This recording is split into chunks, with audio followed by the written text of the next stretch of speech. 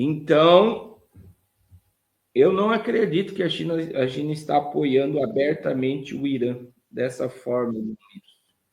Meus irmãos, agora deixa eu falar algo que acendeu uma luz na minha cabeça. O Lula cometeu gafes inaceitáveis como presidente na reunião do G7. Você sabe que tudo que acontece nos Estados Unidos acontece no Brasil. Tudo que acontece nos Estados Unidos acontece no Brasil. Donald Trump perdeu a eleição, os eleitores, presta atenção, invadiram o Capitólio. Bolsonaro perdeu a eleição, os eleitores invadiram os três poderes. O Congresso, o Supremo, presta atenção, irmãos, no que eu vou falar. E agora se repete, John Biden se comportava como um lunático louco e o Lula começou a se comportar de uma forma que não corresponde como um presidente. E isso vai tirar ele do páreo, e ele não tem candidato para suceder ele a presidente. Qualquer pessoa que o Lula indicar, como Biden indicou a Kamala Harris, vai perder. Porque o governo... Veja que o presidente do Banco Central aumentou a Selic, aumentou os juros, vai aumentar juros de financiamento, inflação nas alturas, porque não tem como controlar a economia no Brasil. O Brasil já está quebrado. E 2027, coitado do presidente que assumir essa nação. Coitado do presidente que assumir a nação, vai assumir um país totalmente quebrado e destruído. Alckmin não tem poder. Alckmin não tem poder. Então, veja que o Lula começa a se comportar como o Biden. A fala do Moro, olha só, o Sérgio Moro, olha lá, Lula mostrou sinais de senilidade na reunião do G7, diz Moro. A publicação do senador afirmou que o país será de fato governado pela primeira-dama Janja em improvável segundo mandato. O senador Sérgio Moro, da União Brasil, criticou nesta quarta-feira, dia 18, o comportamento do presidente durante a cúpula do G7. Lula mostra sinais de senilidade na reunião do G7. Na improvável e indesejável segundo mandato, o Brasil seria de fato governado pela Janja, declarou o juiz. Ele, olha só, irmãos, foi várias cenas, ele foi chamado a atenção, olha lá, ó. Lula se distrai durante foto oficial do líder do G7. O presidente teve sua atenção chamada pelos outros participantes. O presidente da República se distraiu durante foto oficial dos participantes da cúpula e precisou ter atenção chamada pelos outros líderes. Isso aqui foi uma das causas, né? E outra foi a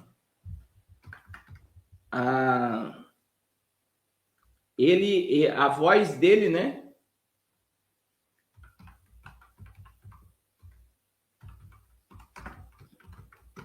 Ele interrompeu o premier do Canadá, porque ele não estava entendendo. Olha lá, ó. Ele interrompeu, olha lá, o climão. Lula causou no G7 ao interromper o premier do Canadá por falha na tradução. O presidente protagonizou um momento um tanto quanto constrangedor na terça-feira, na cúpula do G7, que reúne 7 países mais industrializados no mundo. No Canadá, o Brasil, que não faz parte do grupo, foi convidado ao encontro. A mesa com outros líderes, como o francês Emmanuel Macron, petista teve problemas com a tradução simultânea. O primeiro-ministro do Canadá, Mark Carney, dá o pontapé inicial da reunião e explica: nós vamos esperar 1 minuto pela tradução. Pouco tempo depois, o premier perguntou se funcionou. A voz do Lula surge como uma reclamação. Tem que falar aí. Cobrou da equipe de tradução. O canadense, que não entendeu a crítica do petista, perguntou: posso ir? No sentido de começar o discurso, e ele, então, interrompido pelo brasileiro que cobra: tem que falar aí. O intérprete que tem que falar não está saindo. E aí, ele interrompeu a fala do premier do Canadá, devia estar de ressaca. E, na foto, os líderes mundiais tiveram que chamar sua atenção para ele prestar atenção. E presta atenção, irmãos. A fala do Sérgio Moro,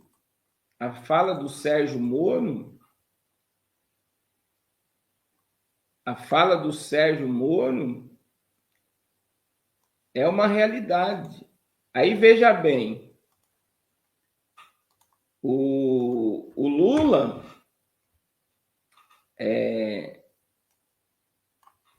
ele está com a imagem dele destruída. Destruída. E por quê?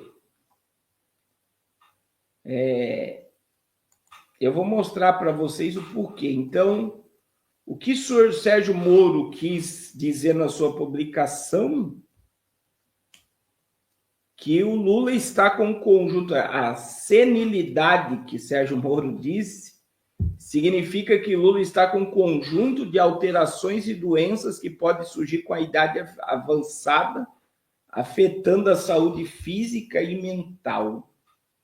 É isso que o Moro estava dizendo, que o Lula está velhinho, gagá, e a sua saúde física e mental está comprometida por causa da idade. Por causa da idade. E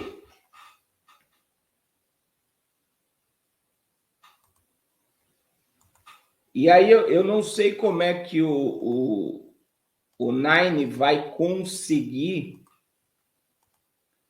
driblar, meu irmão, isso daqui que eu vou mostrar, né? Olha isso, irmão.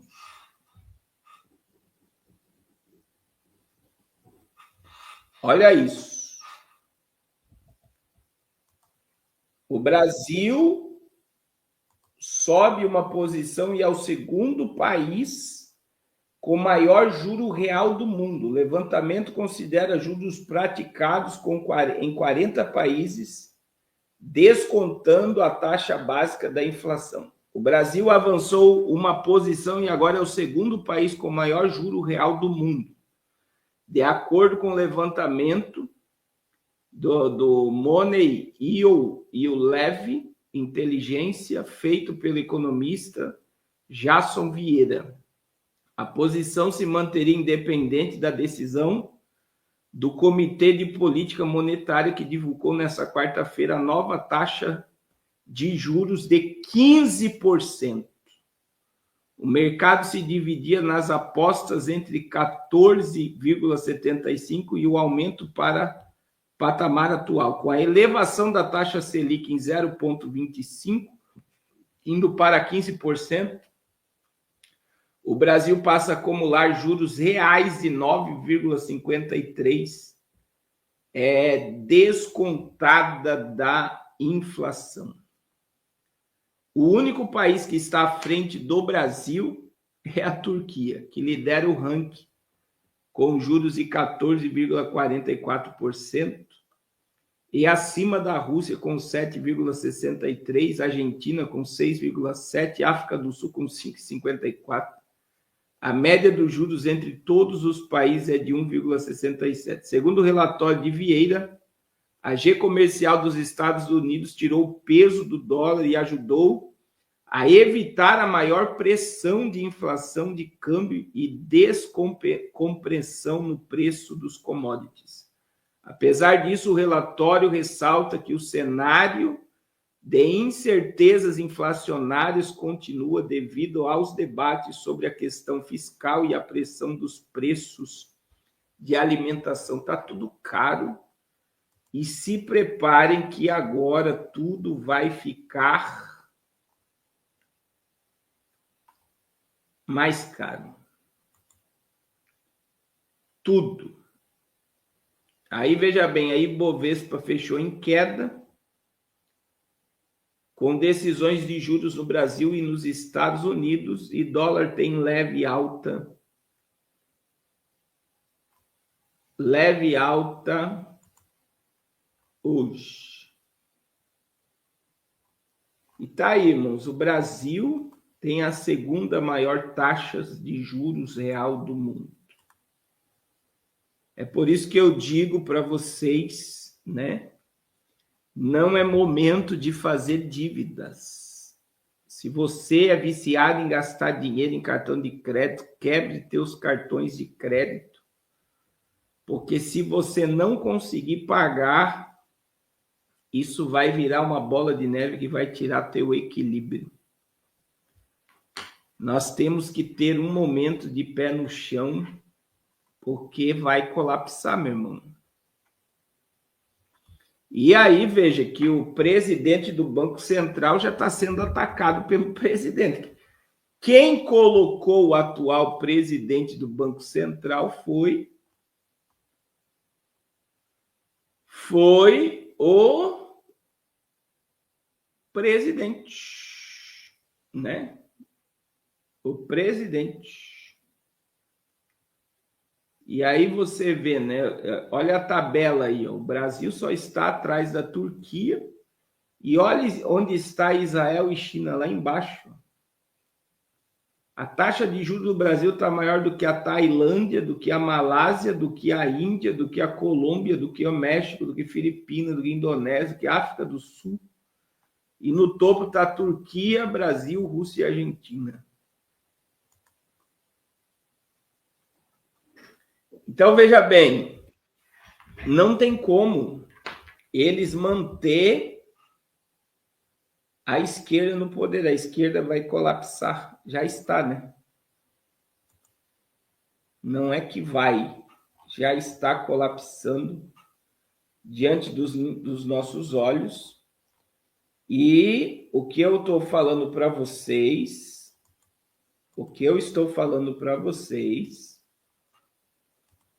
é muito sério, tá? O que vai acontecer é um desgaste na imagem. Eles queriam a todo custo esconder muita coisa e manter o juro baixo, mas para manter o equilíbrio fiscal, o Banco Central decidiu aumentar a taxa de juros. Infelizmente, hoje você vai com R$500 no mercado, você volta triste para casa, né? Eu sinto isso todo mês. Nos últimos meses, eu tinha um gasto mensal na minha casa e eu vi que já aumentou de 30% a 35% a alimentação. E aí você acaba abrindo mão de algumas coisas para não gerar um desequilíbrio, né? E é triste porque ontem eu falei, né? Nós temos 12 estados que dependem de Bolsa Família. O Lula está aí mirando os ricos, ele quer taxar de todo custo quem ganha muito, quem tem muito. E a ideia, entre aspas, é tirar de quem tem muito e dar para quem tem pouco. Que bom se isso saísse do papel e fosse uma verdade, né? Que bom se fosse verdade. que ele tirasse de quem tem muito e desse para quem tem pouco. Mas não é isso que acontece, meu irmão. Porque quando ele tira de quem tem muito aumenta a carga sobre o povo. E o povo que tem a sensação que está ganhando muito vai pagar mais caro para que quem tem muito continue ganhando a mesma coisa. Vocês entenderam o que eu falei agora? Vou repetir. Ele quer tirar de quem tem muito para dar para quem tem pouco. Quem tem muito vai aumentar o preço para quem tem pouco, que ganha mais, acabe voltando o dinheiro para quem tem muito. Vocês entenderam o que eu falei? Sim ou não? Imagine que a xícara aqui é um rico que o Lula está taxando muito. O taxado está em cima dele. Aí ele está tirando daqui para dar para esse daqui. A xícara é a mesma, para o pobre. Só que as despesas desse daqui, se ele não manter num nível lá, ele vai quebrar. Então ele vai pegar o preço e vai aumentar. Aí o pobre começa a ganhar mais. Só que para comprar o que esse aqui oferece, ele vai pagar muito. E aí o dinheiro vai voltar para quem tem muito. Por quê? Porque o único que enriquece no governo de esquerda é banco e quem está do lado do governo. É a questão da luz, né? Ele quer dar luz de graça aí para milhões de brasileiros. Só que ele quer dar luz de graça para milhões de brasileiros e vai cobrar a luz mais cara para quem tem muito. Para quem tem muito. Aí veja bem, quem consome muito vai jogar o preço dessa conta de luz cara no que ele produz. Então ele vai pegar o produto dele, vai encarecer o produto para que o pobre continue voltando o dinheiro para quem tem. Então é assim que funciona. Aí o governo mascara, nós estamos tirando um monte de gente da pobreza, a gente está dando luz de graça, e o assistencialismo está levando os brasileiros à escravidão total. Essa é a verdade. E a gente tem vários empresários aqui que nos seguem, que sabe que tá difícil. Todo empresário no Brasil, meu irmão, ele tem 3 sanguessuga. O governo federal, o governo estadual e o governo municipal. Ele tem que pagar 3 impostos. É verdade ou não é? Quem é empresário aí? E todo mês esses 3 sanguessuga estão sugando cada vez mais. Cada vez mais. E aí a dificuldade?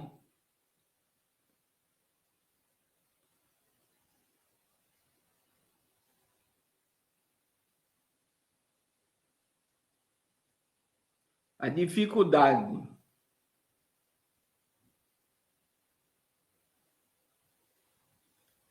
A dificuldade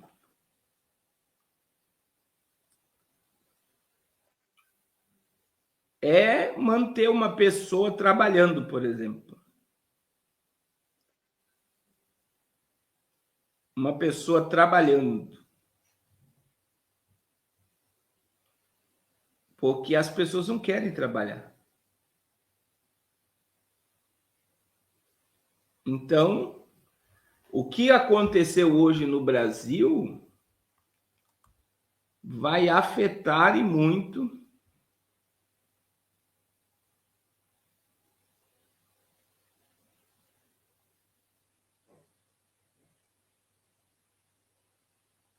vai aumentar e muito a carga dos brasileiros. A carga dos brasileiros. É assim que funciona. Então, existe o lado bom do Lula meio doido, meio como o Sérgio Moro fala bonito, né? Que o presidente teve um ato de senilidade. Ele está envelhecido com problemas mental e físico. E aí você vê que está se repetindo. Você vai ver que ele vai fazer um monte de gafe daqui para frente, vão tentar silenciar ele, vai falar um monte de besteira, vão desqualificar sua autoridade. Vão inventar alguém para concorrer, para assumir o lugar dele, talvez ele possa ser até candidato, mas abra mão.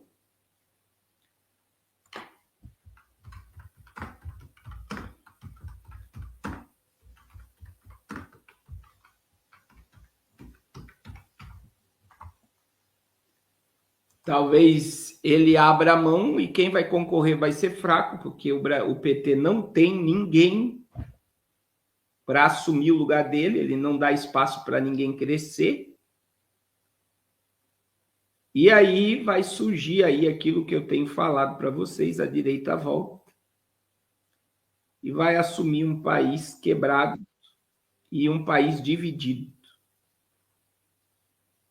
E aí, quando a esquerda começar a quebrar coisa, fazer revolução, se levantar, botar fogo em prédio público, vai ser democracia.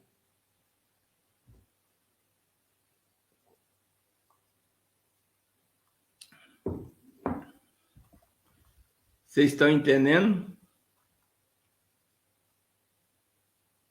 A sensação, irmã Maria do Carmo, mas é que os pobres acham que ele está tirando dos ricos para dar aos pobres.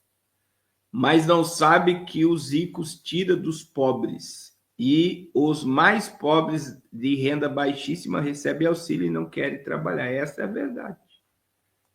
As pessoas não percebem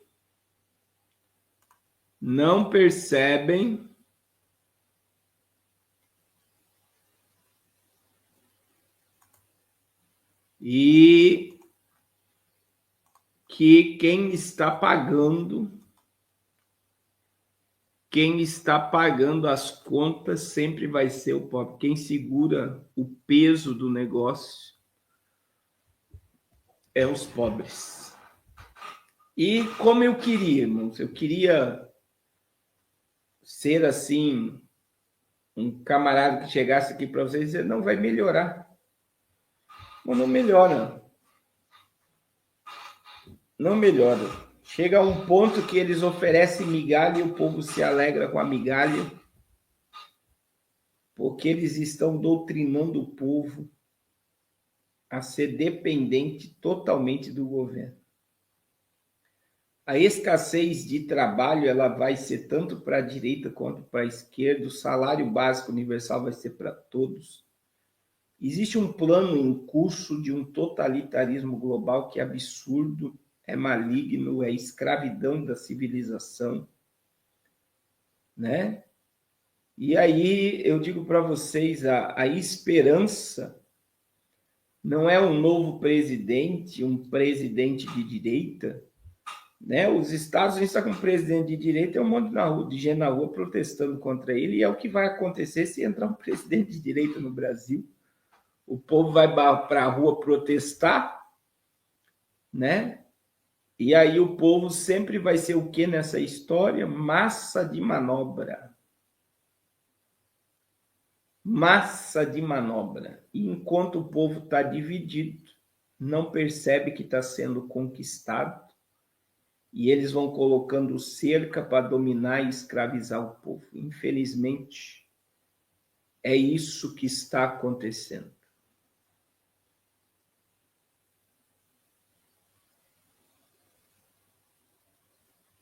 Aí a irmã Fátima diz que não acha mais pedreiros para serviço.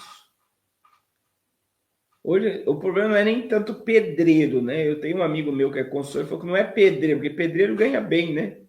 A dificuldade hoje é achar um servente. Não tem. Às vezes os camaradas vão trabalhar e começam a reclamar e vão embora, meu irmão. Abandona o serviço porque não consegue pegar no pesado. Tem alguns que ele falou para mim que só falta chamar a mãe para ajudar porque não consegue fazer nada.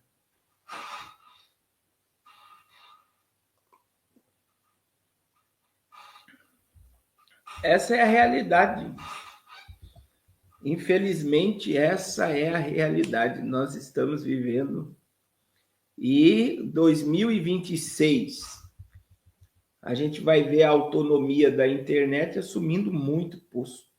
Eu acredito que editor de jornal, a CNN mandou 20 jornalistas embora hoje. E fechou 4 programas. Então, o que está acontecendo, irmãos? Editor de vídeo, editor de imagem, contabilidade, por mais que precise de pessoas, a autonomia da internet ela é absurda. Ela é assombrosa. Então, assim, até o âmbito escolar de professores, a ideia é que a IA ensine não mais pessoas. Isso já está sendo testado na China, robôs dando aula. Então, assim, é algo assombroso.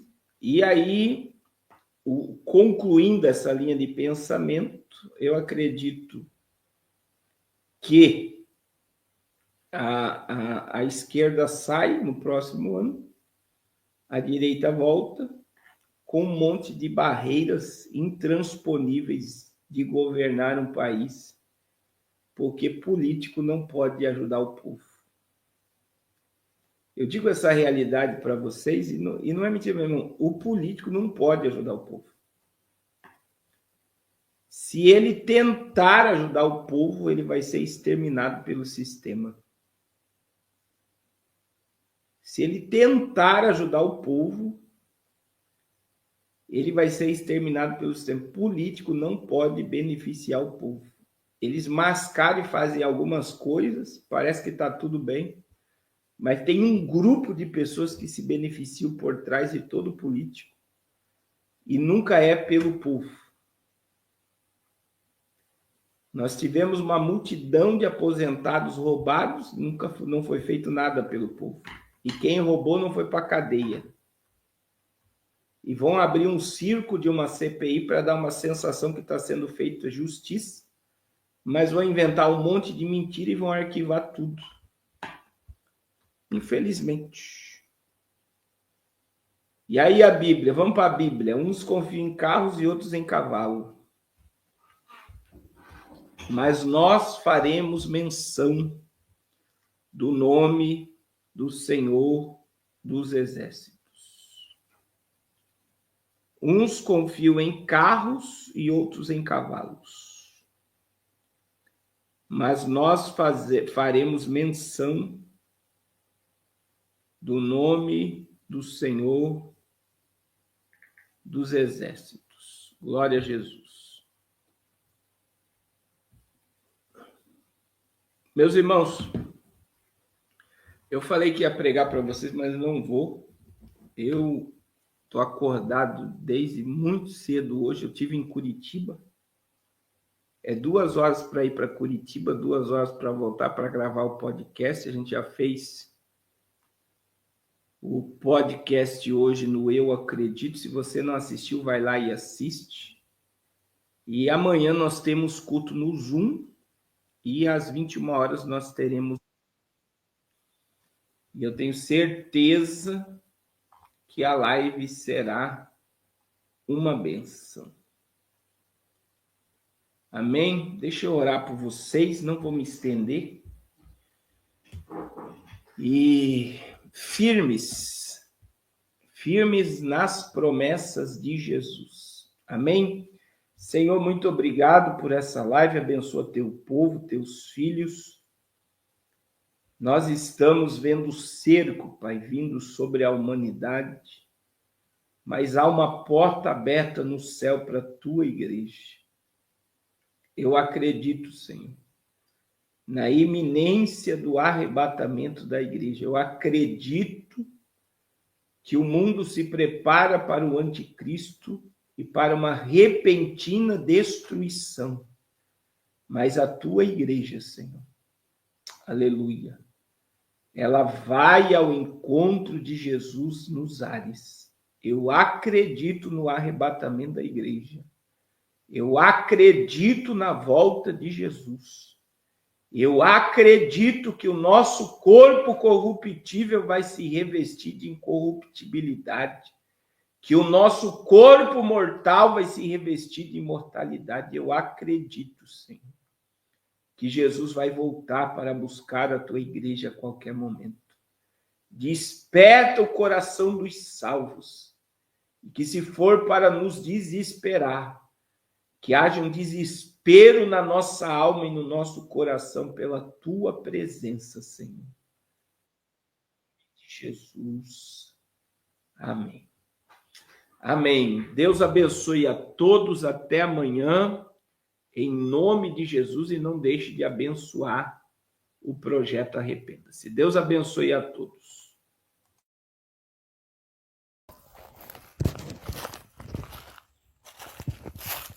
Meus irmãos, a paz do Senhor Jesus, estamos aqui no Amazonas, especialmente na comunidade Leão da tribo de Judá. E estamos aqui para mostrar mais um trabalho do projeto Arrependa-se. É um projeto sério, um projeto que tem feito muitas missões aqui no Amazonas. Então, se você é um semeador do projeto Arrependa-se, você tem semeado, continue, porque é um projeto sério, é um projeto que realmente é verdadeiro. Na pessoa do pastor Carlos Cardoso, nós queremos agradecer a vida dele. E aqui está uma congregação onde nós estamos construindo para louvar e glorificar o nome do Senhor. São 3 igrejas. Essa é a primeira das 3 que é ser construída. E nós queremos agradecer a Deus pela vida de vocês e por todos que têm contribuído. No nome de Jesus, a paz. Louvado seja o nome do Senhor Jesus. Mostrar aqui para o senhor, pastor Carlos,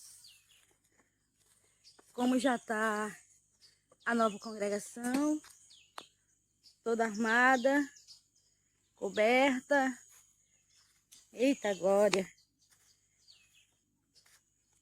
A partir de segunda-feira, em nome de Jesus, Pete já vai, mas os pastores já vão estar trabalhando aqui, os irmãos vão estar trabalhando aqui no rodapé, né? Fazer o piso já, ajeitar o piso.